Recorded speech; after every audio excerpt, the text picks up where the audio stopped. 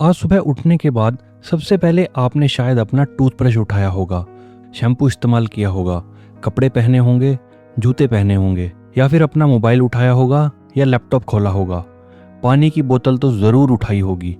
हो सकता है क्रेडिट कार्ड का भी इस्तेमाल किया हो, गाड़ी, बाइक या बस में सफ़र किया होगा। पहली नज़र में ये सारी चीज़ें बिल्कुल सामान्य सी लगती हैं, लेकिन इन सबको जोड़ती है एक ही चीज़, क्रूड ऑयल। ज़्यादातर लोग समझते हैं कि क्रूड ऑयल से सिर्फ पेट्रोल और डीजल बनते हैं, लेकिन असली बात यह है इसी क्रूड ऑयल से आपकी पानी की बोतल भी बनती है, आपकी गाड़ी के टायर्स भी बनते हैं, प्लास्टिक बनता है, सड़कें बनती हैं, पेंट बनता है, कुछ मेडिसिन्स बनती हैं, कॉस्मेटिक्स बनते हैं और भी ऐसी हज़ारों चीज़ें जिन्हें हम हर दिन इस्तेमाल करते हैं। ये है क्रूड ऑयल, एक काला, गाढ़ा और दिखने में बिल्कुल साधारण सा लिक्विड। लेकिन पहली नज़र में इसे देखकर शायद कोई नहीं कहेगा कि इसी से हमारी डेली यूज़ की हज़ारों चीज़ें बनती हैं, क्योंकि क्रूड ऑयल वो चीज़ नहीं है जो सीधे आपकी गाड़ी में डाला जाता है। इससे पहले इसे रिफ़ाइन किया जाता है। रिफ़ाइन करने का मतलब है क्रूड ऑयल को अलग अलग चीज़ों में बदलना, जैसे कि petrol, diesel, jet fuel, LPG, plastic बनाने वाले केमिकल्स, रोड बनाने वाला बाइटुमिन, लुब्रिकेंट्स और भी बहुत कुछ। यही वजह है कि क्रूड ऑयल को ब्लैक गोल्ड भी कहा जाता है। लेकिन ब्लैक गोल्ड की ये कहानी किसी ऑयल रिफाइनरी से शुरू नहीं होती, किसी फैक्ट्री से भी नहीं। ये कहानी शुरू होती है इंसानों के आने से करोड़ों साल पहले। लेकिन उस समय की धरती आज जैसी बिल्कुल नहीं दिखती थी। आज जहाँ शहर हैं, कभी वहाँ गहरे समुद्र हुआ करते थे और उन्हीं समुद्रों में अरबों छोटे छोटे समुद्री जीव तैरते थे, इतने छोटे कि उन्हें नंगी आंखों से देखना भी मुश्किल था। जब ये छोटे छोटे समुद्री जीव मरते थे तो उनके अवशेष समुद्र के नीचे जमा होने लगे। इतने लंबे समय में उनके ऊपर मिट्टी, रेत और चट्टानों की नई नई परतें जमा होती चली गई। दबाव बढ़ता गया, तापमान बढ़ता गया और करोड़ों साल बाद जन्म हुआ क्रूड ऑयल का।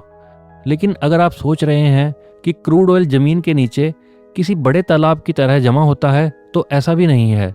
असल में ये चट्टानों के बीच मौजूद बहुत छोटे छोटे खाली स्थानों में फंसा होता है, ठीक वैसे ही जैसे एक स्पंज अपने अंदर पानी को रोक कर रखता है।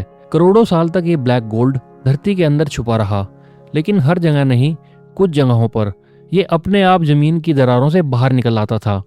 यहीं से इंसानों ने पहली बार इस काले लिक्विड को देखा। आज से हजारों साल पहले मेसोपोटामिया में इसका इस्तेमाल इमारतों और नावों को वाटरप्रूफ बनाने के लिए किया जाता था।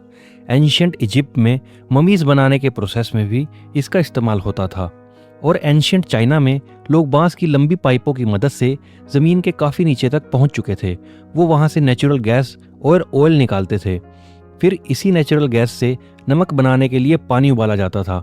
यानी ऑयल की असली ताकत समझने से हजारों साल पहले भी इंसान इसका इस्तेमाल करना सीख चुके थे। लेकिन तब भी किसी ने नहीं सोचा था कि एक दिन यही काला लिक्विड पूरी दुनिया बदल देगा। लेकिन क्रूड ऑयल की असली कहानी अभी शुरू ही नहीं हुई थी।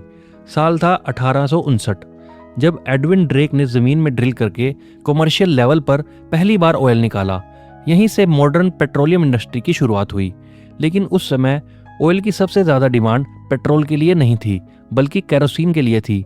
उस दौर में ज़्यादातर घरों में रात की रोशनी केरोसिन के लैंप से होती थी। फिर इंडस्ट्रियल रेवोल्यूशन ने सब कुछ बदलना शुरू कर दिया। फैक्ट्रियाँ बढ़ी, नई मशीनें आई, फिर कार्स आई, एयरप्लेन आए, शिप्स बड़े होते गए, प्लास्टिक बनने लगी और केमिकल इंडस्ट्री बढ़ने लगी और धीरे धीरे ऑयल दुनिया की सबसे ज़रूरी चीज़ों में से एक बन गया। लेकिन सबसे इंटरेस्टिंग बात सिर्फ इसका फ्यूल नहीं है। अगर किसी कार से सिर्फ फ्यूल निकाल दिया जाए, तब भी वो कार ऑयल से बनी सैकड़ों चीज़ों से घिरी होगी, जैसे कि tyres, dashboard, seats, wires, paint, bumper, lubricants और सैकड़ों दूसरे पार्ट्स जो किसी न किसी तरह से क्रूड ऑयल से जुड़े होते हैं। ऑयल निकालने से पहले उसे ढूंढना पड़ता है और ये काम जितना आसान दिखाई देता है, असल में उतना है नहीं, क्योंकि एक गलत जगह ड्रिल करने पर करोड़ों रुपए डूब सकते हैं। साइंटिस्ट पहले सैटेलाइट इमेजेस देखते हैं, फिर सेस्मिक सर्वे करते हैं ताकि पता चल सके कि ज़मीन के नीचे ऑयल होने की संभावना कितनी है। लेकिन उसके बाद भी पक्का किसी को नहीं पता होता। इसलिए करोड़ों और कई बार अरबों रुपए खर्च करके टेस्ट वेल्स खोदे जाते हैं और कई बार इतना सब करने के बाद भी कुछ नहीं मिलता।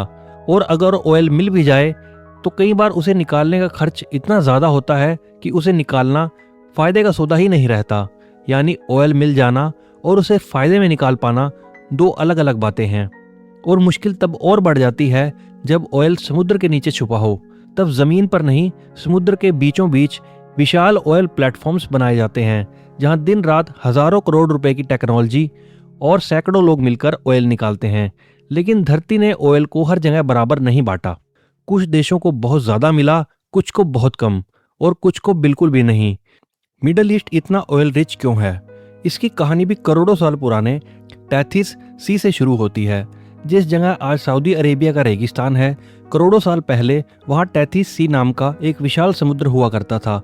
समय के साथ वो समुद्र गायब हो गया और उसकी गहराइयों में जमा जैविक पदार्थ आगे चलकर दुनिया के सबसे बड़े ऑयल रिजर्व्स बनने की वजह बने। यही वजह है कि Saudi Arabia, Iraq, Iran, Kuwait और यूएई आज दुनिया के सबसे बड़े ऑयल प्रोड्यूसर्स में गिने जाते हैं। भारत के पास भी ऑयल है, असम, मुंबई हाई, राजस्थान, गुजरात। लेकिन हमारी जरूरत उससे कहीं ज्यादा है। कुछ ऑयल जमीन से निकलता है और कुछ मुंबई हाई जैसे ऑफशोर फील्ड से। लेकिन इसके बावजूद भारत अपनी जरूरत का ज्यादातर क्रूड ऑयल दूसरे देशों से इंपोर्ट करता है। इसलिए जब दुनिया में ऑयल सप्लाई प्रभावित होती है तो उसका असर भारत जैसे इंपोर्ट करने वाले देशों पर भी पड़ता है। और यही वजह है कि मिडिल ईस्ट में कहीं भी तनाव बढ़ता है तो उसका असर कुछ ही दिनों में भारत के पेट्रोल पंप्स पर भी दिखाई देने लगता है। वैसे इस कहानी का एक दूसरा पहलू भी है। इसे एबायोजेनिक थ्योरी कहा जाता है। इसके मुताबिक क्रूड ऑयल सिर्फ पुराने समुद्री जीवों से नहीं बल्कि धरती के बहुत गहरे हिस्सों में कुछ केमिकल रिएक्शंस की वजह से भी बन सकता है। लेकिन अब तक मिले ज्यादातर साइंटिफिक एविडेंस बायोजेनिक थ्योरी के पक्ष में है। इसीलिए आज दुनिया के ज्यादातर साइंटिस्ट उसी थ्योरी को सबसे मजबूत मानते हैं। हर बार जब पेट्रोल और डीजल की कीमतें बढ़ती हैं तो एक सवाल फिर सामने आ जाता है, क्या एक दिन दुनिया का ऑयल सचमुच खत्म हो जाएगा? सच ये है कि दुनिया के कई पुराने ऑयल फील्ड्स आज लगभग खाली हो चुके हैं, लेकिन दूसरी तरफ नई जगह पर आज भी ऑयल मिल रहा है और नई टेक्नोलॉजी की मदद से आज भी वही ऑयल निकाला जा रहा है जिसे कुछ साल पहले निकालना नामुमकिन माना जाता था। यानी सवाल सिर्फ इतना नहीं है कि कितना ऑयल बचा है, बल्कि ये भी है कि उसे निकालना कितना मुश्किल और कितना महंगा है। लेकिन एक और बदलाव शुरू हो चुका है। धीरे धीरे दुनिया दूसरे एनर्जी सोर्सेज की तरफ बढ़ रही है। लेकिन इसका मतलब ये नहीं कि ऑयल कल गायब हो जाएगा, क्योंकि आज भी transport, aviation, shipping, chemical industry और हमारी डेली लाइफ की हजारों चीजें अभी भी ऑयल पर निर्भर हैं। हो सकता है भारत में ऑयल की भूमिका बदल जाए, लेकिन आने वाले कई दशकों तक ये हमारी दुनिया का एक अहम हिस्सा बना रहेगा।